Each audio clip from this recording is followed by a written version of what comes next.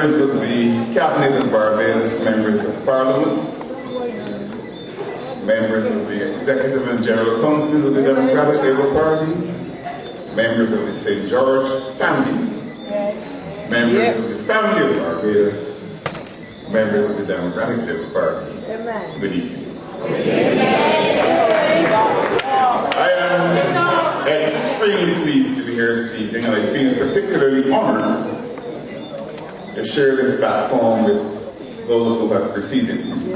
I was in St. George South yesterday after the mass canvass in St. Michael North East, St. George North and St. George South.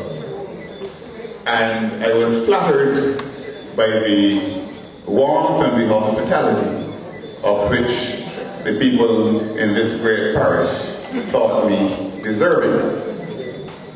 Spent some time, went into other parts of Greens, went by the pavilion, watched some cricket, and I even danced some oldies.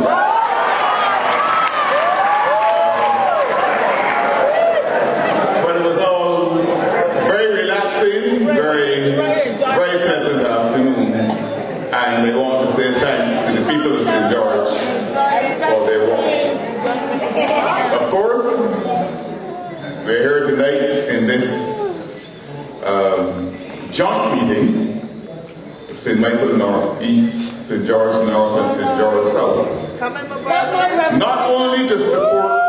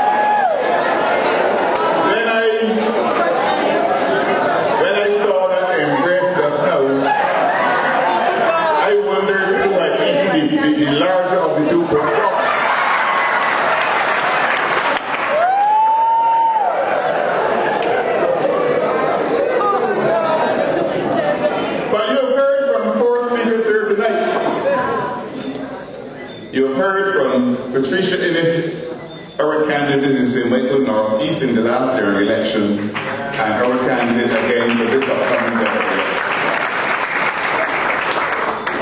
After the last general election, she served for a short while in the Senate before the late Prime Minister took the decision to ask her to go to the Water Authority because, for those of you who don't know, she is one of the most able scientists in Barbados.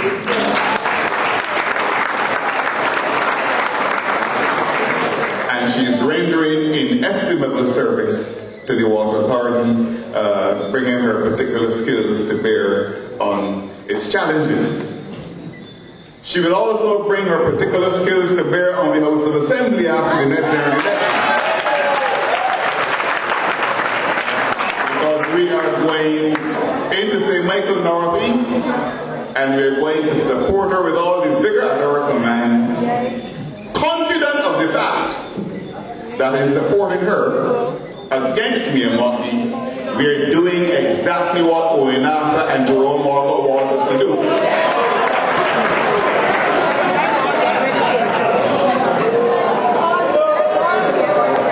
And then, in St. George North, we have our candidate, Senator Jeff Ince, Parliamentary Secretary in the Ministry of Finance and Economic Affairs. As I said yesterday, I feel a particular sense of obligation to Jester since I taught him from first form at Princess Margaret Secondary School. And I've seen him through many stages, and the last stage through which I have to see him now is to see him elected to the House of Assembly.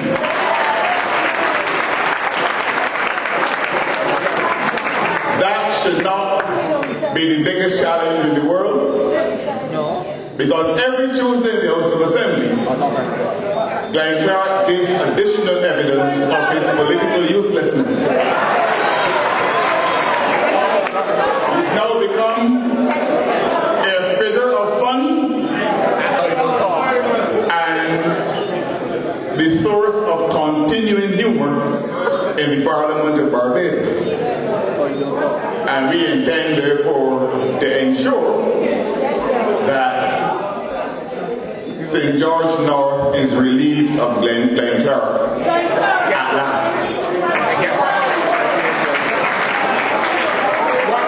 Dr.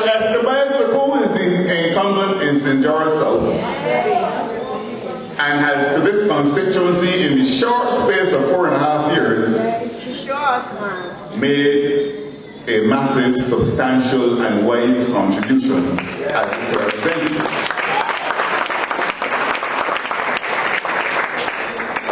She is now the Minister of Labour and Social Security and commands the respect not only of the persons with whom she has to deal here in Barbados, but I have it on good authority that she has caught the attention of people in the International Labour Organization who think that her skills are so good that in the fullness of time, those skills should be put at the disposal of some place larger than Barbados.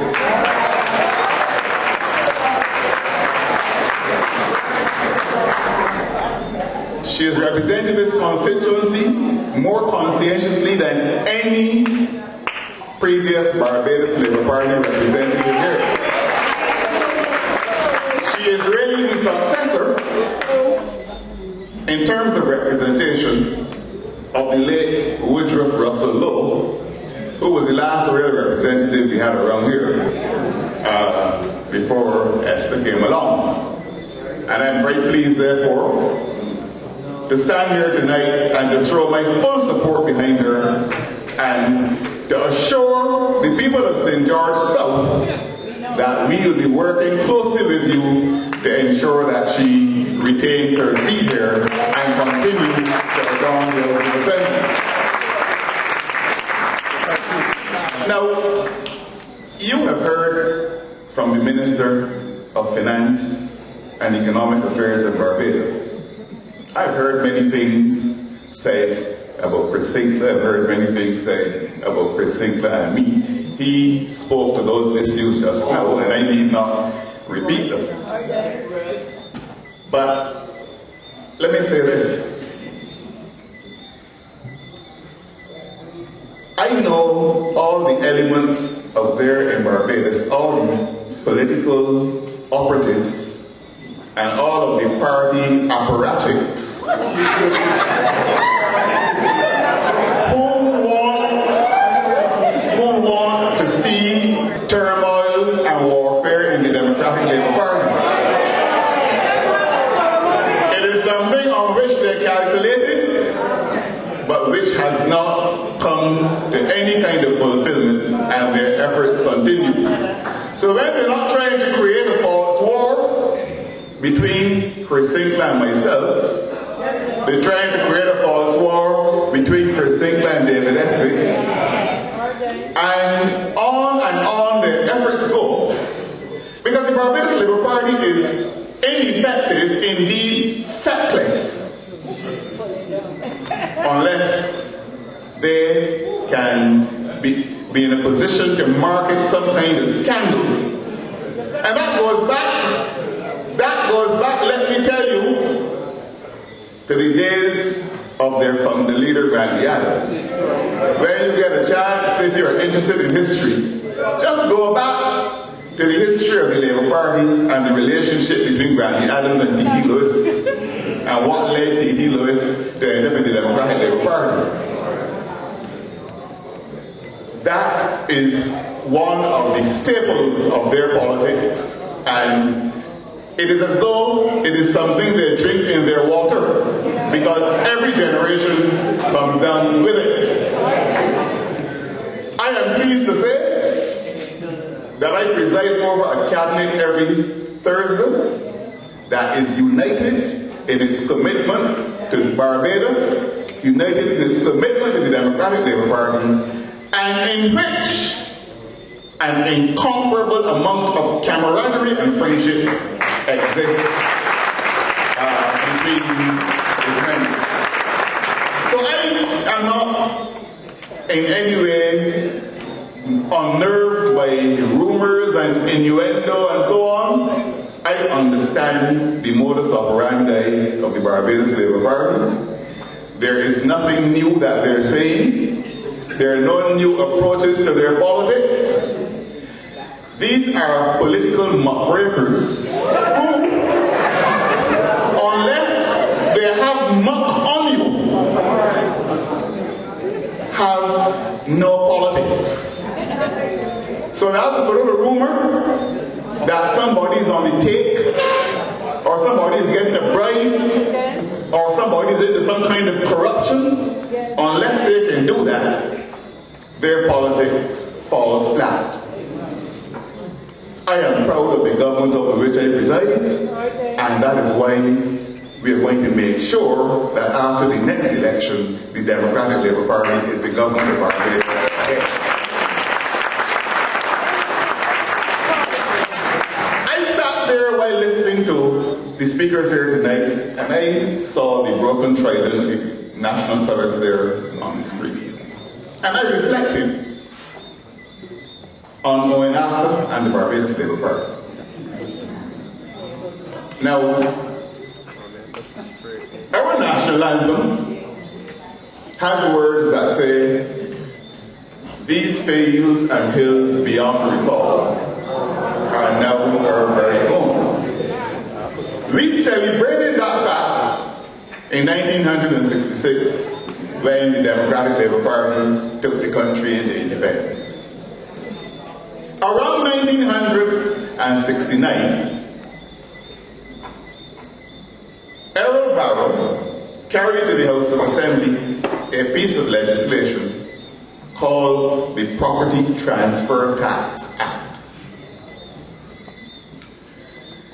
The whole purpose of the Property Transfer Tax Act was to make sure that when people were transferring property by sale or by deed of gift, that they paid the appropriate amount of stamp duty, where it was just a deed of gift, or property transfer tax and stamp duty, where it was a conveyance, where the person conveying was going to receive money.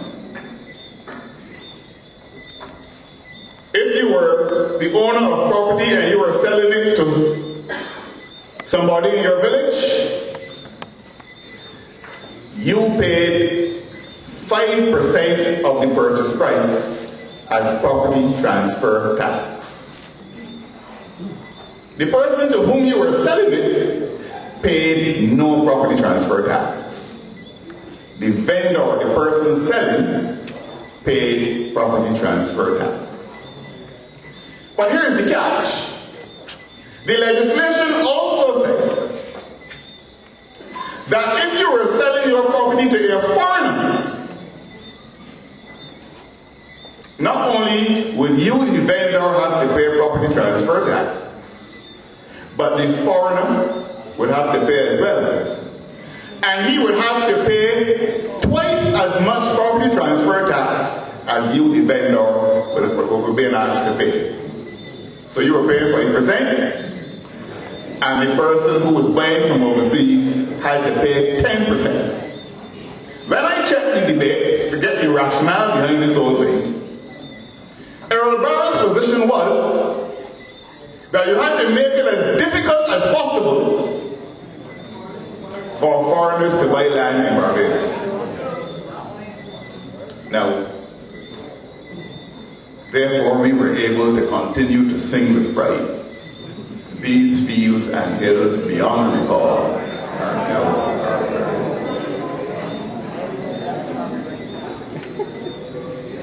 In 1995, a man called Enrique Iglesias was the president of the Inter-American Development Bank. Barbados was entering into an investment sector reform program with the Inter-American Development Bank, and the leader of Barbados had to write a letter to the president setting out what Barbados' position would be. Mr. Arthur was the leader of Barbados. He wrote the letter. And amongst the things the letter said was that the government believed that land should fetch its highest value, should be used for its highest economic purpose in Barbados. Result? Tonight, as I speak to you, because of that philosophy that land should be used to promote its highest economic purpose, should fetch its highest economic value, the 10% that purchasers, foreign purchasers, had to pay if they wanted to buy land in Barbados was removed by the Barbados Labour Party. And they were put on the same footing, foreigners, as the average man and woman living in any village in Barbados who want to buy a piece of land.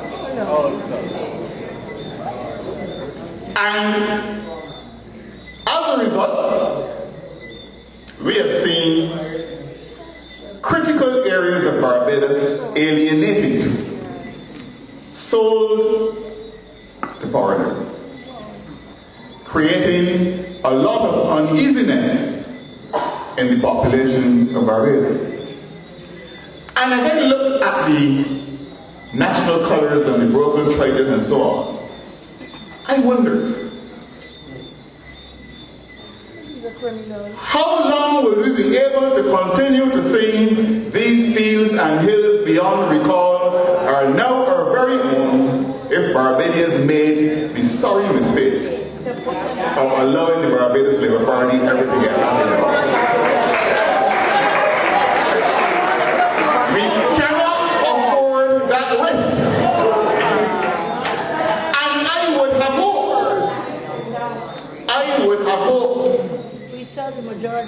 that some of the authorities on elections and some of the authorities on party politics who serve us or give up their servings day after day, week after week, weekend after weekend, would address some of these issues. No, them just like me. But they, you're quite right, they're just like him.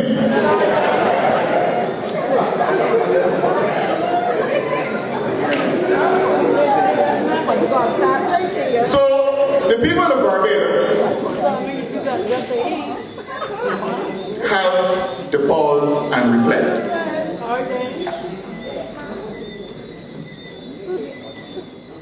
There's a verse somewhere, I think, in the Gospel according to St. Matthew. I think it is in chapter 7. And if memory serves, I believe it's around verse 15.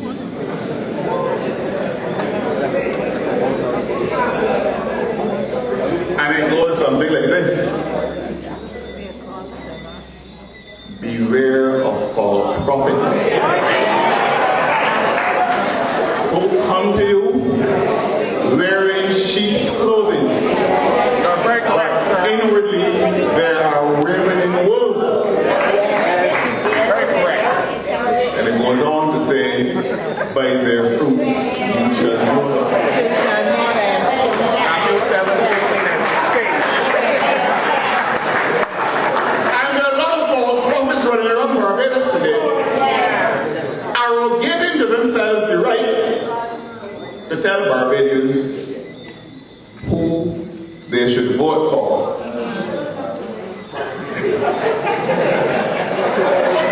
As if they have some knowledge that is superior to the average Barbadian who walks the streets of this country every day. Let me tell you something, because sometimes people tend to forget. Whether you write in a newspaper or not, whether you host a call-in program or not, whether you call a call-in program or not, whether you hold office in a party or not, no matter what your circumstances are in Barbados, on election day, you have one vote.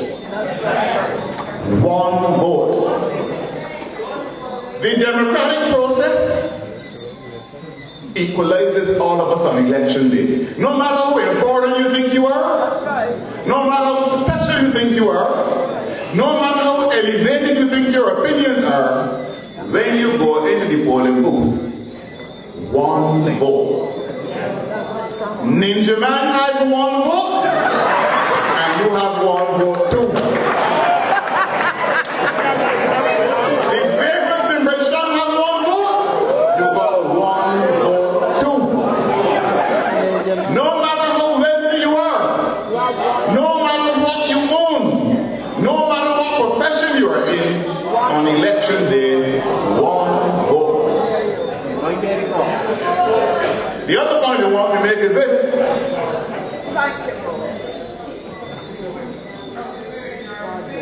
What equalizes us as well is that every man owns something called an opinion. The word opinion, as far as I can recall, comes from a Latin word opinor, which means I think. We all are capable of thinking. We all have a view of the world. We all have a view of our own experiences. Nobody's opinion is more valuable than yours. We are all entitled to something called an opinion.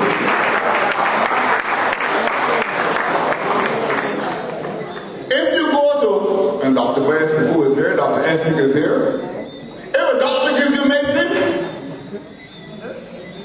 and you go back to him and tell him, look, when I take this medicine, I'm experiencing pain. But he's not the body taking the medicine. He don't believe you.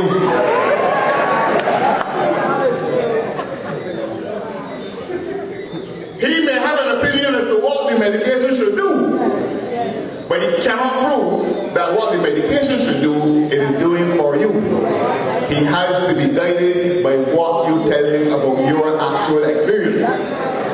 And unless he can explain your experience, then you have every right either to withdraw from him, or he has every right to make you comfortable in some other way. But I know there's a tendency to get carried away by names and surnames and so on. No matter what your surname is, no matter what your name is, no matter what job you have, no matter what kind of car you drive, no matter what kind of house you live in, no matter how many years you spent abroad or spent here, you have one vote and you have your own opinion. And that is what I want the supporters and the members of the Democratic Labour Party to understand.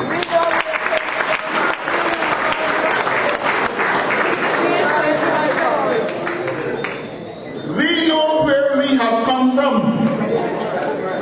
We know where we are. And we know where we are going. I am here speaking in the auditorium of the St. George Secondary School tonight. It was the Democratic Labour Party that took the decision that the parish of St. George should have a secondary school in it. We built this.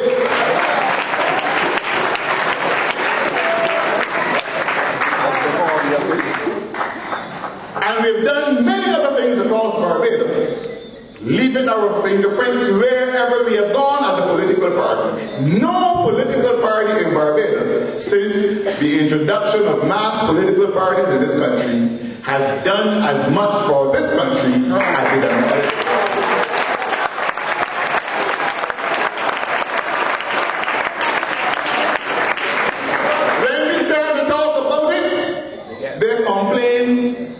As Miss Motley did recently somewhere, we trying to run Barbados by dead men. What are we always talking about Barrow? Do you know that they're talking about Barrow more than we do? Let all of our parliamentarians tell you they do not quote Granny Adams. They don't quote Tom Adams. They don't quote St. John. Whenever they have somebody to quote, they tell us what it was that Barrow said or did not say. We have to talk about it. The Americans still talking about Abraham Lincoln, who lived in the 1860s and died in the 1860s as well, who read the Emancipation Proclamation. They still talk about Roosevelt and the New Deal in the 1930s. Errol Barrow was from the 1960s. And we are proud because this party under his leadership introduced free secondary education, a school-based service in the primary schools, took this country into independence, introduced the national insurance scheme, got us joined up to the United Nations, the International Monetary Fund, the World Bank. Then one country offered to pay our first subscription to the OAS. Errol Barrow said, no, we don't accept gifts like that. We have a saying in Barbados, if you can't pay the subscription, don't join the club. That is the history out of which we have come. And we have the most modern pieces of legislation to be found on the statute books of any Caribbean country, thanks to the hindsight, the foresight, and the insight of the Democratic Party. Is the campus of the University of the West Indies? Democratic Labour Party. Barbados Community College? Democratic Labour Party. Samuel Jackson Preston Polytechnic? Democratic Labour Party. And on I can go. We know where we have come from. But we also know where we are. Look, Sunday is the first day of the week. It's true. According to the good book, it's on the first day of the week that Mary and them went to the tomb to see whether Jesus' body was still there. In the week just passed, this government, in the week just passed, in the Parliament of Barbados, on Tuesday and then on Friday, passed two of the most earth-shaking resolutions to be passed in the Parliament of Barbados in any week since universal adult suffrage. We passed a resolution for a modest sum of money, $400,000 in the first instance, to ensure that single mothers who have been victims of the delinquency or otherwise of fathers, and who very often have to go to the courts of law to collect maintenance only to discover that no maintenance is there, should not be made to leave the court empty-handed, having paid sometimes 2 or 3 bus fares to get to that court. This government passed a resolution on Tuesday to make sure that those mothers can get some kind of relief and not leave the court empty-handed.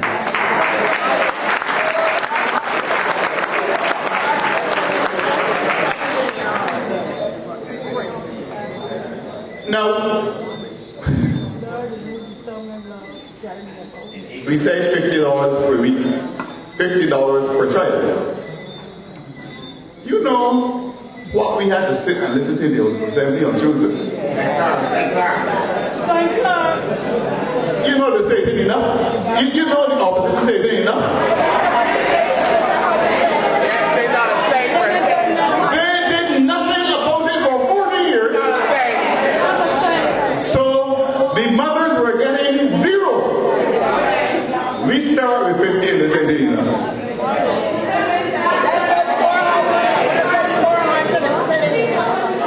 It is not the responsibility of the Democratic Labour Party to assume responsibility for the unmaintained children of anybody in the Barbados Labour Party in Parliament, if there are any.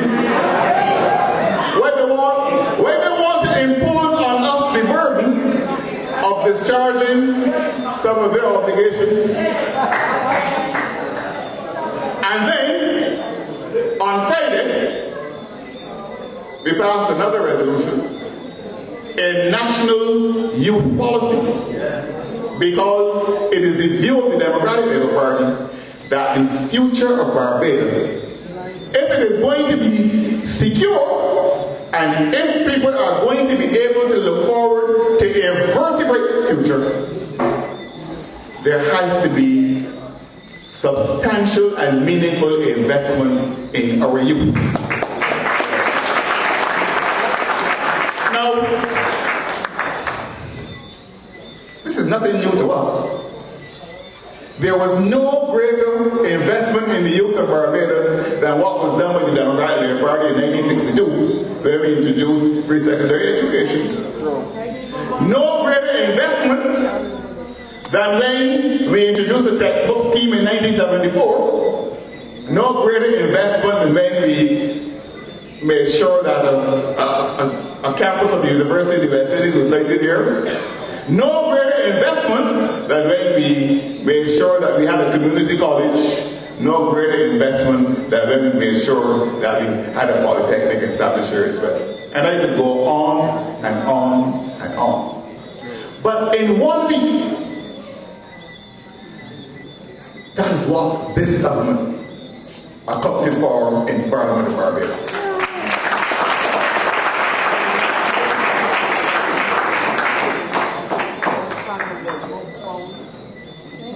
Two members of the House, as far as I can recall, spoke on the national youth policy. The Member of Parliament for St. Thomas,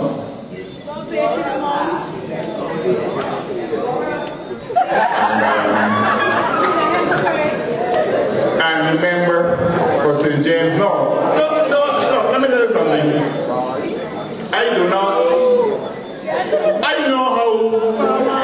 I know how the partisan fireworks can fly. But sometimes it is wise if we show a little sympathy, even to those who are our adversaries. No.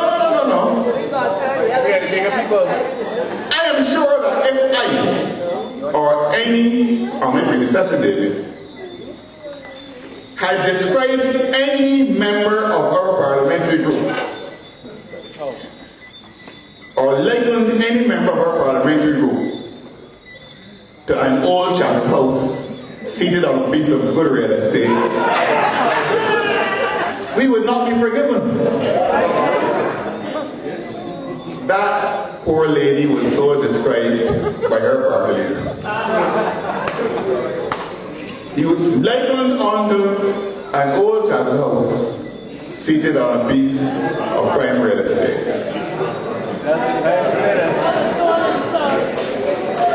We have to reach out sometimes and be sympathetic. And of course, as I said, the other person who spoke on the youth policy was Glenn Clark. As usual, his speech was distinguished by its emptiness, but he contributed Otherwise, the opposition benches were clear. And the same was true when we dealt with the money for the single parents. These people do not take their work seriously. I do not know, and we have said it already, and I find it very interesting, you know,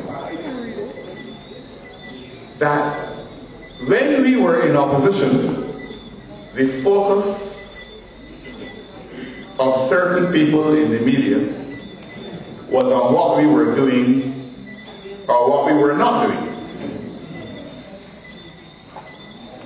You know that if the late David Thompson, as opposition leader, in fact, even though he used to be at the House every Tuesday, involved in the debates to the full, on one occasion, or more than one occasion, he was accused of obtaining his salary by false pretenses by the then government in office.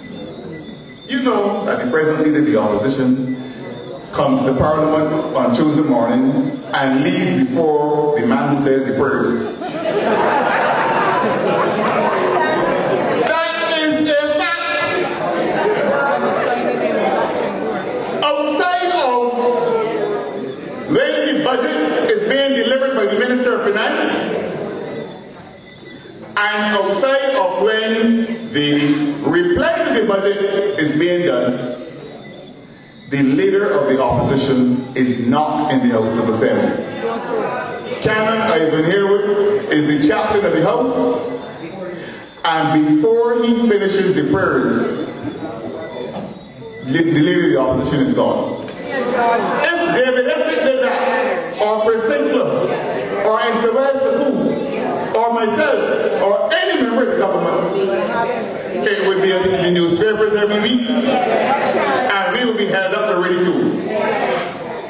I can say tonight without fear of contradiction that the amount of time Oinama has spent in the House of Assembly between January 2008 or February 2008 and the present does not add up to 24 hours.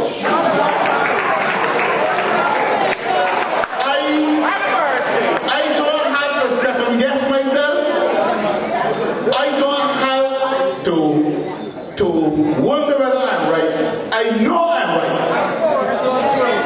But that attracts no attention at all from the critics. The spotlight is still on a hard-working government achieving for the people of Barbados.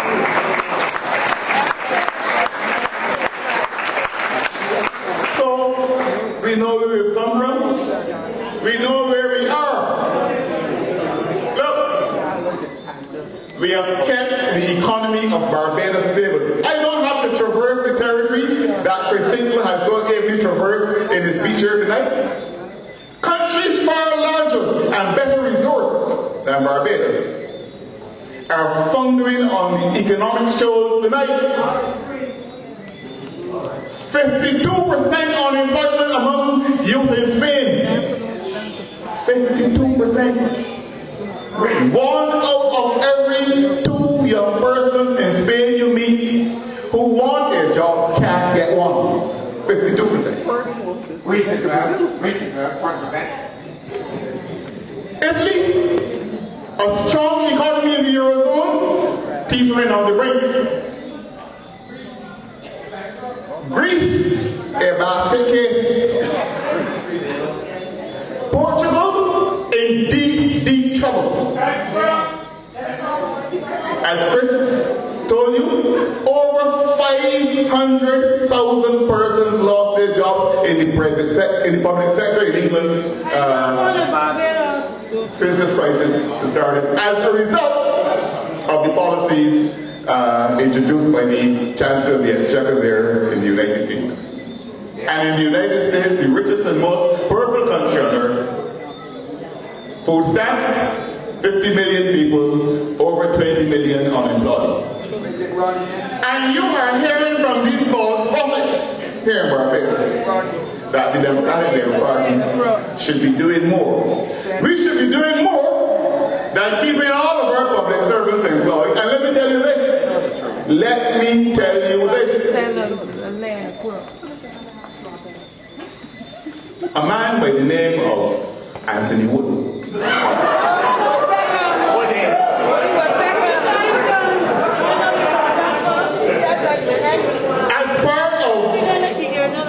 As part of a neat indictment of the government at Rice's the other night, it's supposed to have said that 16,000 people lost their jobs in the private sector since this crisis started.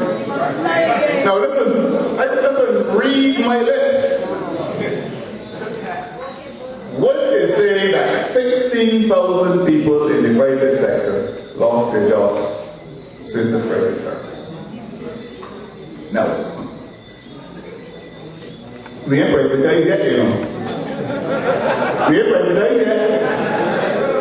And he is saying that without privatization, the private sector has already got rid of 16,000. So tell me now, when you privatize, what can happen? Will the whole place get shut down?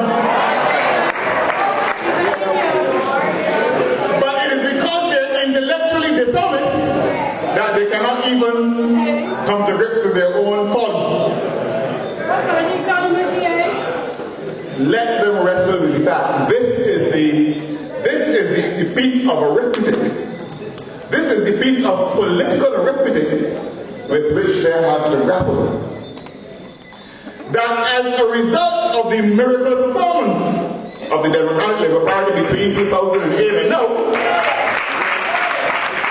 you are not thought to be talking foolishness. You're not thought to be needing to have your head examined if you say for the first time in Barbados' history, 4 is equal to more than 14. We have proven that it is possible to achieve more in 4.5 years than it is possible to achieve in 14 years. 4 is more than 14. When we came to office, don't forget, Chris reminded you of a lot of these things, and he was quite right. I mean, then it made my task easier. Look,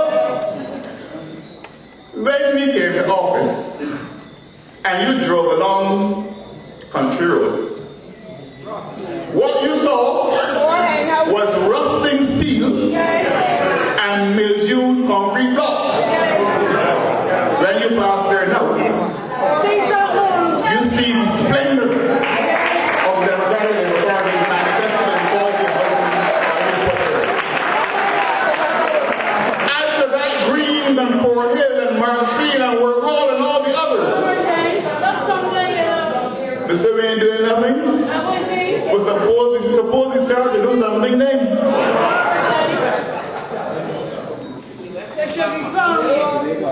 We made provision for persons who are unemployed to access a $10 million training fund so that they can retrain themselves or have themselves retrained. And when the time comes for them to re-enter the job market, they re-enter the job market empowered to make their contribution to national output and to the actualization of their potential here in Barbados. Suppose the city ain't do nothing. Suppose we do something then. The Minister of Finance scratches his head every single week, in fact every day, to ensure, along with his colleagues in the cabinet, that we keep Barbados stable. Look, and this is important. Spain changed its government. Things got worse. France changed its government. Things got worse. Italy changed its government. Things got worse. Greece changed its government. Things got worse. And I could go on and on and on. Change is not basic. is having men of integrity and character to keep their hands to the wheel and ensure that the lives of the people are elevated to ever higher standards. And that is what the Democratic Labour Party is doing. We know where we have come from and we know where we are. But we also know where we are going. Let me tell you this. For 14 years, I better say 12, because the person who trumpeted this most, not because he had any monopoly over the idea, but because of the peculiar circumstances in which he was asked to speak. We called on the government of Barbados, when we were in opposition, to restructure the economy, or to continue the restructuring which we started when we were in government up to 1994. You heard Chris say, right? David Thompson took that sugar industry and put it on a new footing for grand takeoff. That was part of the restructuring. For 40 years, with more revenue at its disposal than any government of Barbados since the year 1627, when this country was settled. More revenue at its disposal than any government in the history of Barbados. Tonight, the job of restructuring is still back in our laps. So we now have to deal with restructuring the economy in a number of ways. One of the most critical ways is revisiting our energy policy. Nearly between $750 and $800 million Barbados dollars per year we spend on the importation of energy. We need 10,000 barrels of oil per day to keep Barbados turning over. And the BNOC of that 10,000 we need produces between 800 and 1,000 barrels. So we are heavily dependent on the importation of fossil fuel. This government now has an arrangement with the Inter-American Development Bank to assist us in the transition to renewable sources of energy. And we have so planned our business in terms of the use of renewable energy that in the foreseeable future we should be able to make a dent on that huge fuel import bill which we have to pay. We spend as much money importing oil as we spend on education in Barbados. Totally unsustainable, and the government has decided it has to come to an end. We should not be having to deal with that number. In better times, when there was more money around, that should have been dealt with. But the prodigal sons of the Barbados Labour Party wasted the people's substance in riotous living. Implode the Hilton and build back Greenland. Turn your back on the St. Joseph Hospital that the Democratic Labour Party bought when it was a government to transfer some of the pressure now on the QEH to the north and to better serve the people in the north. Left hanging around there for 14 years. And now we have to deal with that too. Had a commission of inquiry into the St. Joseph Hospital that started in 1998 and finished in 2005. Cost the taxpayers millions of dollars and was hidden from the public between 2005 and 2008, and we in the Democratic Labour Party had to come into office and make that St. Joseph Hospital report public. Not one serious recommendation, nothing to carry the process anywhere. And millions of dollars spent on that and then hidden from the public. So we are restructuring the Barbados economy. We are trying to effect a transition from the use of fossil fuel to the use of renewable sources of energy. That is not going to happen overnight. We're not saying that we don't use fossil fuels at all. That would be impractically idealistic. What we're saying is that the lopsided dependency on fossil fuels is unsustainable in the context of the volatility of oil prices, and we have to protect Barbados from those vagaries. That's what we're saying. In addition to that, we have committed ourselves to creating a green economy. So, and that's part of the restructuring as well, because all of us in here are worse. It doesn't matter how much growth we're talking about. It doesn't care what the figures are saying. If we don't have a healthy environment in which to live, all of the other material benefits that we are able to register will come for nothing. And therefore, the government has committed itself to the creation of the most advanced green economy in this part of the hemisphere. That was said by David Thompson in his first address to the United Nations General Assembly in September 2008. And we have been pursuing that policy because it is the government's policy. It is the party's policy.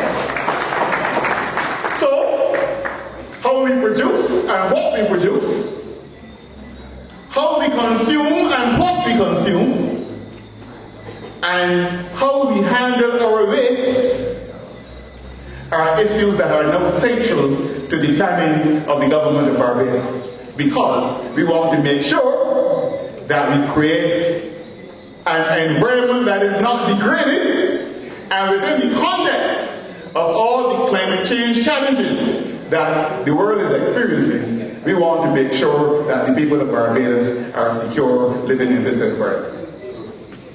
We are not wasting time. We have evaluated the problems. We understand the constraints, and we are stepping carefully but with focus and determination to ensure that Barbados continues to be the shining city on the hill it has always been under the Democratic Labour Party. So, ladies and gentlemen, you're going to be hearing a lot of rumor-mongering over the next few weeks or months, depending on how you want to look at it.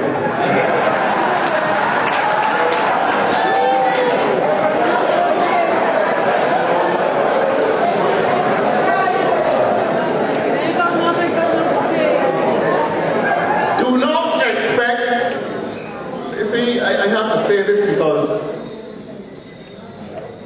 sometimes you think you shouldn't have to say these things, but you do have to say them, and we should all say them.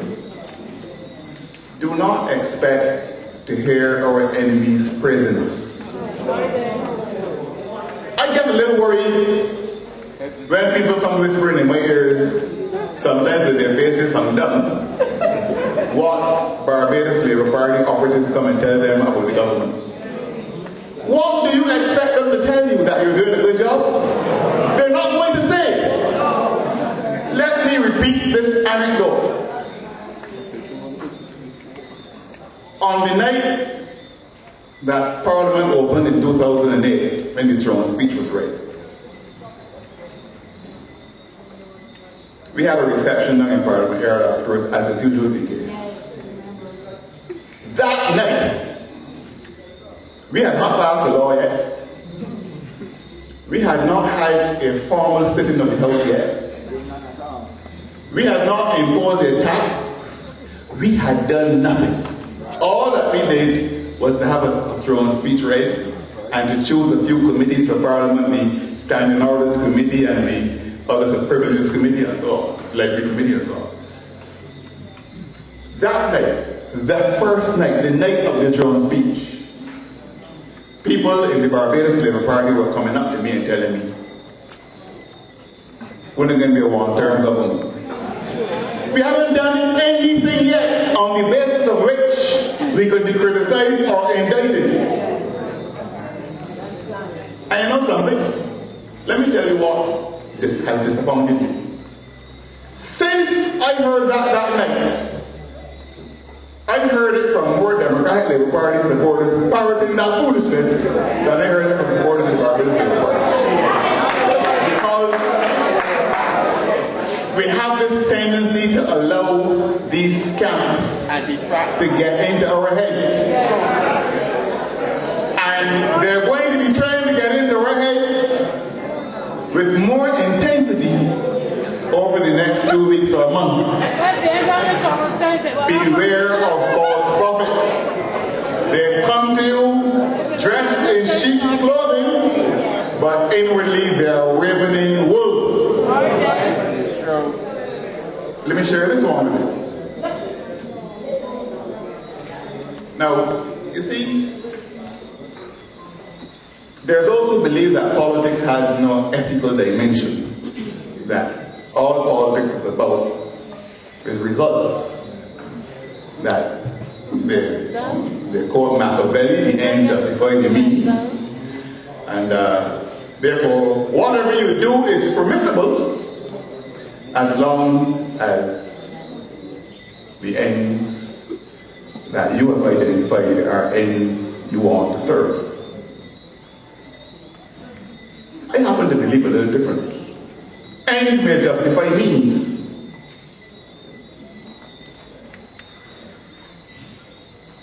But before ends can justify means, ends have to justify themselves. Ends have to justify ends before they can justify means. Not everything is right or decent. And let me give you an example of talking about. I ran into a well-known member and supporter of the Barbados Labour Party recently. Came up to me, bright-eyed and bushy-tailed. And he said, man, Skipper, how things going? I said, I'm cool, I'm cool. He said, man, I feel the guilt went up this time. I said, oh, how so? He said, man, you see that master move? I said, what master move? You don't see who we chose as our campaign manager? He said, man, we have chosen a man who got contacts on the inside. So, we got an advantage. I bet they didn't look for me there. Now, Mr. Jimmy Thoreau was the chairman of the Electoral and Boundaries Commission, I believe, for the full duration of the time the Barbados Labour Party was in office. I have known Jimmy Thoreau for many years. We practiced law together. I mean, you know, I've done a lot of business with him. And if I must be very frank, I know Jimmy Thoreau as a man of unfailing integrity. Personally,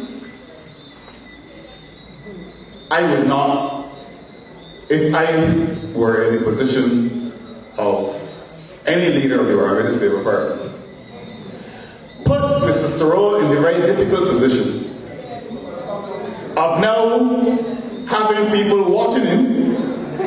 They didn't watch him, they didn't have to watch him when he was chairman of the commission, but now he's no longer chairman of the commission. A political party, or perhaps his political party, has now put him in a position where citizens are going to be looking out to make sure that every I is dotted and every T crossed in terms of his personal behavior. It's the most unfortunate thing. The truth is, he had a chance to say no, he did not. And my position is, as my mother used to tell me, day in and day out. If you put on soldier man boots, be prepared to bear soldier man blows.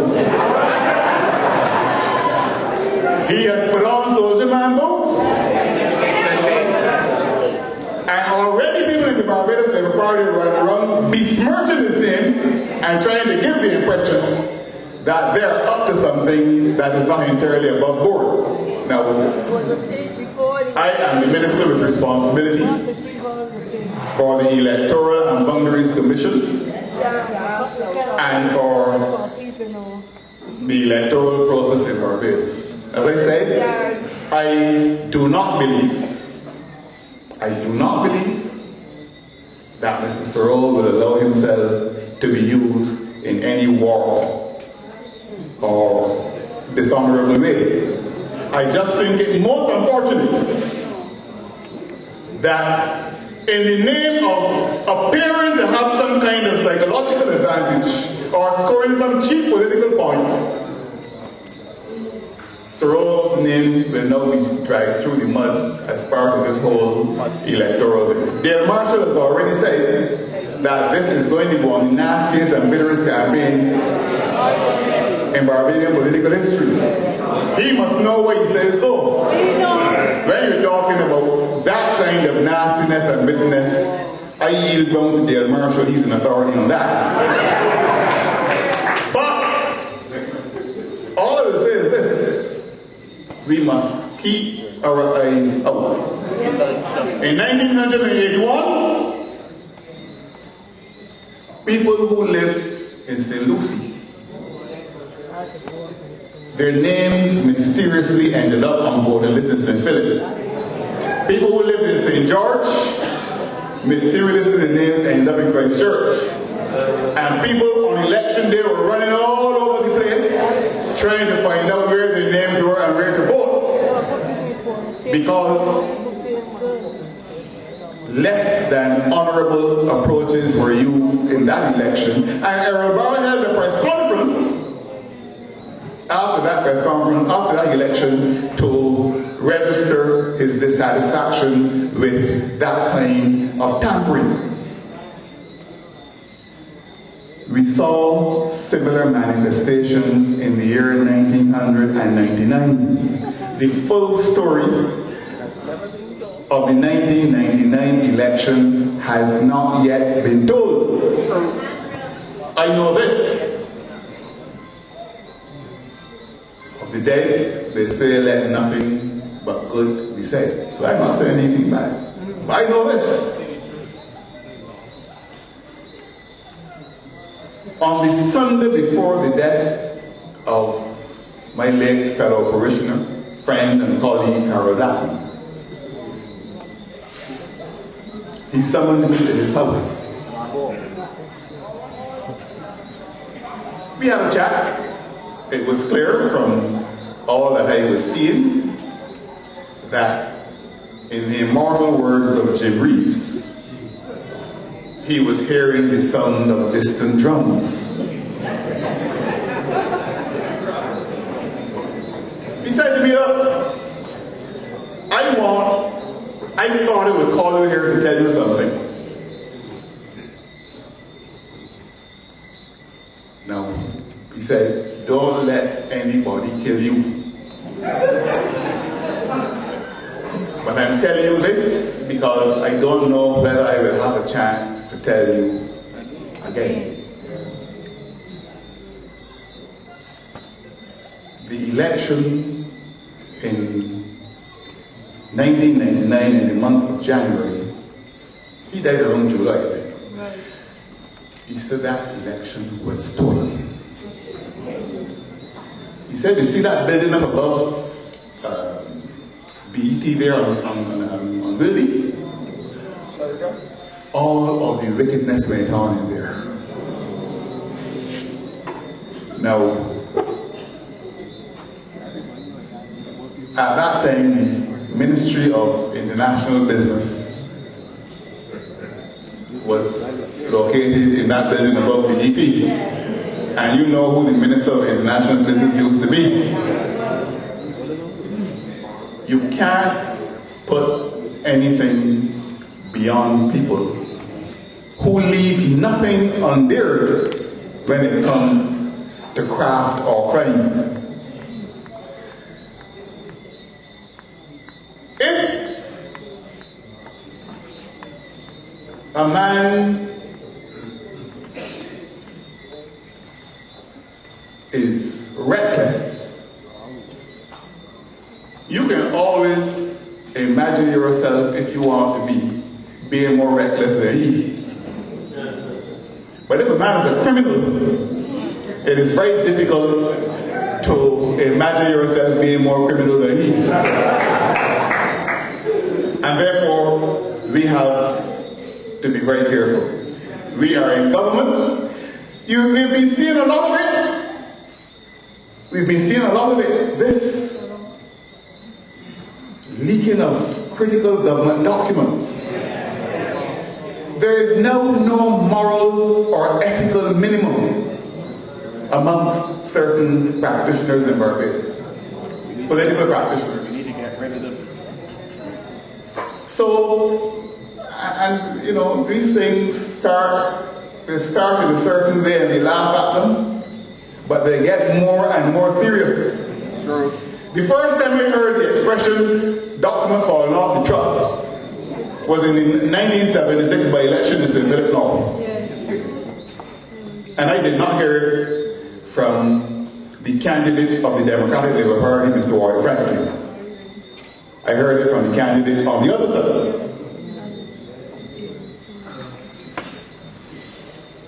I next saw that same individual appear on national television when a young lady by the name of Yolande Ford, when her contract at the Attorney General's office was terminated. Now, Christine will tell you, David Esther will tell you, John Boyce, all of us as ministers, Esther, all of us will tell you, that when your permanent secretary writes you a minute on a file, you like to think that your permanent secretary has given you the most honest advice of which he is capable. You may not agree with him, but you always want to think that the advice you are given is the most honest, open, and conscientious advice of which that officer was capable. For the first time in my life, in Barbadian politics, observing Barbadian politics, I saw a minister come on national television with a government file and read a whole minute written to him by his permanent secretary to justify the termination of that young lady's contract. The fairest construction I could place on that was for the public to be told, well, you can't blame the minister, you can't blame the BS. But it was, in my view, a most unpalatable and unfortunate thing to do. That you're given honest, straightforward advice by a loyal permanent secretary, and he has to sit in his living room and hear you read out his entire minute on national television. And right through the period, 1994, 2008, late 2007, the unfortunate practice of people in that Barbados Labour Party, led by the then Prime Minister, now leader of the opposition, was to come into Parliament, take up government files, and read from them things that really should not be put in the public domain for public consumption. There's something called freedom of information. Freedom of information relates to people having a right to know the decisions that are taken on their behalf and in their interest. It does not mean the public having a right to know if at a meeting Freundel Stuart called David Esther a fool And David, let's ask who the hell he talking to. It cannot mean that. Freedom of information has to do with letting people know what decisions have been made on their behalf and in their interests. But we know, that's Barbados Labour Party. And to his credit, I've never seen Tom Adams do it. Because he understood that politics had a decent side to it, and to that decent side he subscribed. But we saw a devaluation of politics during the period between 1994 and 2007. So I'm not surprised that now people believe it is acceptable and normal to leak critical government documents into the public domain. And of course, if you have a mock record as accomplished as Kerry Simmons, that is showing him in the briar patch. I spoke on my late friend and predecessor, David Thompson, at the LP headquarters, I think it was last Tuesday night. And I said a number of things about our relationship. I've never had any reason to hold anything against David. But if I had to look for something, if I thought I had to find something to hold against him, it would have to be when he stopped me in the car park above Central Police Station one morning and begged me to take Kerry Simmons into my law office because, according to him, he wanted to get him around him.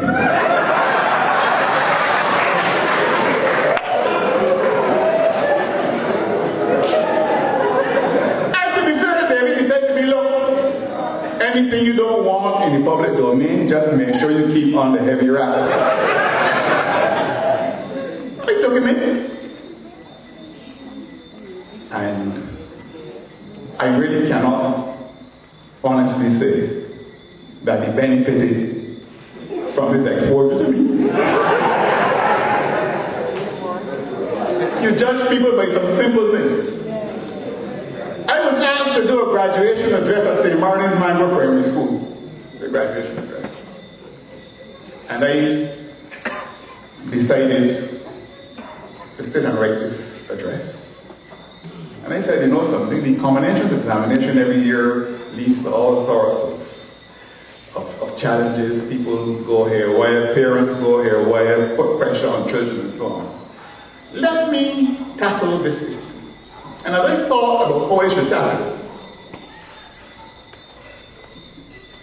I said, perhaps I should go back to Plato's Republic. Because Plato, in his Republic, in this utopian state which he sought to construct in his Republic, basically said that some people are born made of gold, others are born made of silver, and others are born made of copper or bronze. And he said, you know something, that is exactly what happens around here every year. Some people are treated as though they're born of gold, and say that. So I said, look, you know something, I'm going to get Plato's Republic just to reread that part of his work so that I can construct this speech. I said this in the presence of Kerry Simmons. And my secretary, who is now running the law office I left. I met Kerry out by the courts. And my secretary didn't go in court. And I didn't carry it out there. Man, I heard, man, my friend was sure this one. I said, you understand? He just going to address on the children and he can't tell them what they told.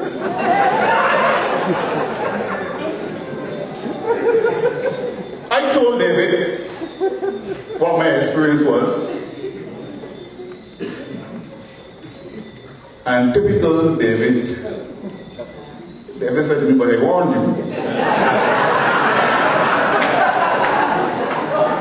He said, All I can tell you is if you ever have cause to invite him to your house, do not let him see what is hung on the clothesline.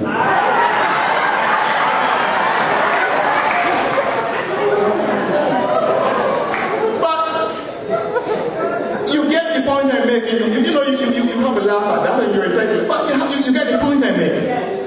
There's certain things you just do not do in public life. There's a certain level of behavior below which you do not stoop. And what I'm witnessing in Barbados is causing me grave concern. That you cannot have private communication, or no matter how important it is, unless somebody somewhere in the public saying this thing got off the truck. And then you have accomplices on the electronic media talking about the public's right to know. It's only a question of how far this thing will go. But let me tell you this Democratic Labour Party is not going to countenance that kind of behavior. Can't do it. We have to set certain standards in this country that will be both the model and the cause of emulation of the young people whose attitudes we're trying to shape and whose ideals we're trying to promote.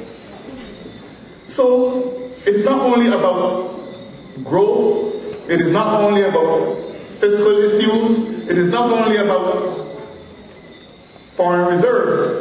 All those things are important. But all those things will come for nothing if when you are dealing man with man, man with woman, woman with woman, or whatever, you ask yourself the question. You ask yourself the question, what is it that he or she would never do? Think about that question. Anytime you're dealing with anybody, and when you ask the question, what is it he or she will never ever do? I can't imagine them doing. If you cannot find an answer, you are not safe. You are not safe.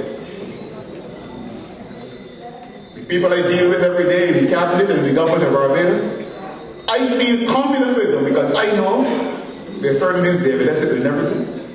Certain things Chris Stickling can do, certain things Esteban going to do, and I can go down the line. When you're dealing with those camps in the Barbados Labour Party, I can't think of anything they wouldn't do, and that's why we have to protect the people of Barbados from it.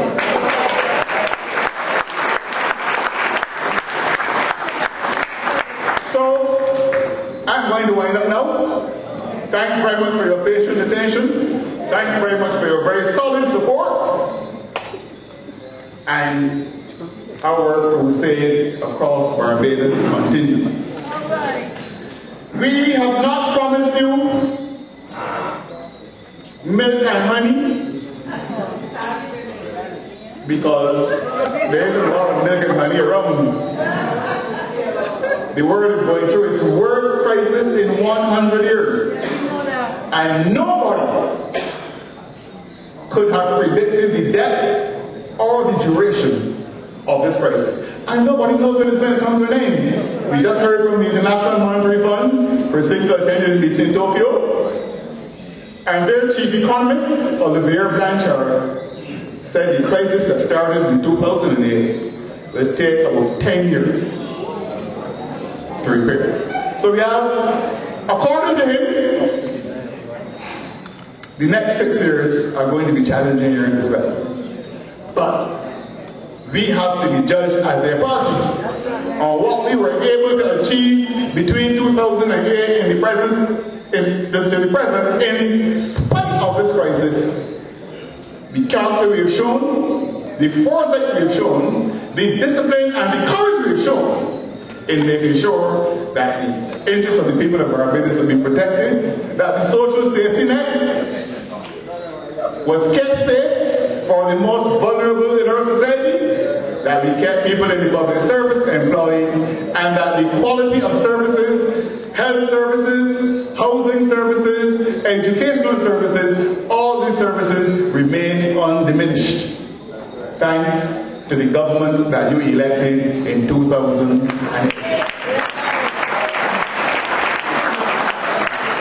So, in the words of in the immortal words of the poet Henry Wordsworth Longfellow, in that incomparable poem, The Psalm of Life, not enjoyment and not sorrow is our destined end or end, but to act that each tomorrow finds us farther than today. That is the commitment of the Democratic Party. Thank you, ladies and gentlemen.